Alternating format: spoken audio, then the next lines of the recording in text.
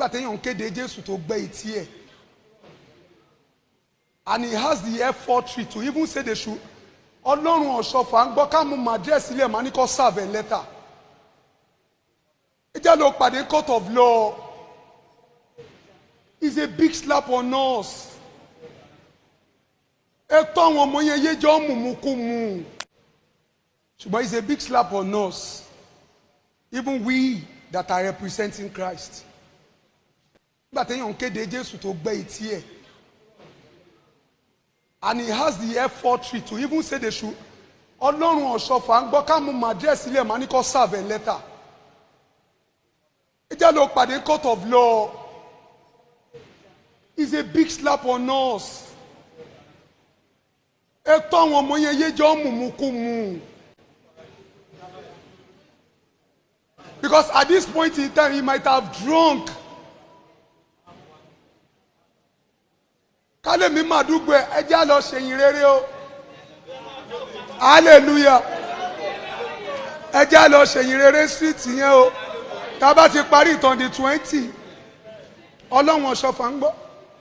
Ẹ jẹ́ lọ ṣèyìn rere because there are some cases that we need to iron out. There are some cases we need to iron. Nígbà tó ti gbá etí ìkíní sí, ọmọ ọjọ́ kan náà lè dìde sí kókó gbà tí yóò lùṣọ́. Àfáà wo ló lè gbá létí? Àbáwọn babaláwo lórí burúkú ẹgbẹ́ wo ló lè gbá létí? Tó fi gbá tó bá bí ìjà èrè kó wá sí street wa. Ó gbá pastor létí tó bá di ìdá yìí next year. Look at what is going to happen to him. Wọ́n ẹ igbó tó mú yẹn ṣebí tájà bá ń sinwín wọn ló máa ń mojú olówó ẹ̀.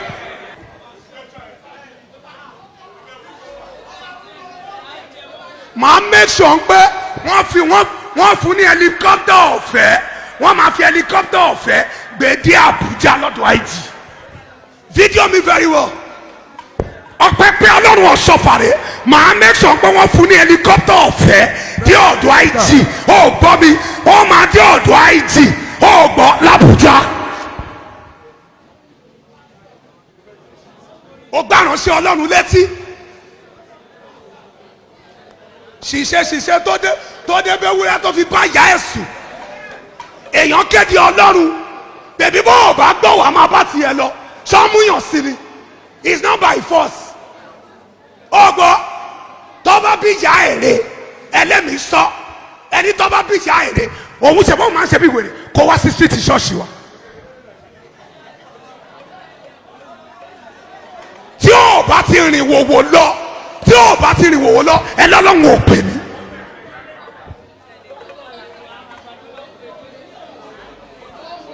Tí o bá ẹ dúró àrífín máa wà á pọ̀ o.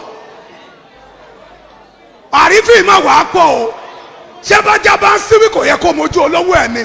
Ṣé ọ̀rọ̀ ló fi ń gbà pé ni? Pásítọ̀ yẹn ni.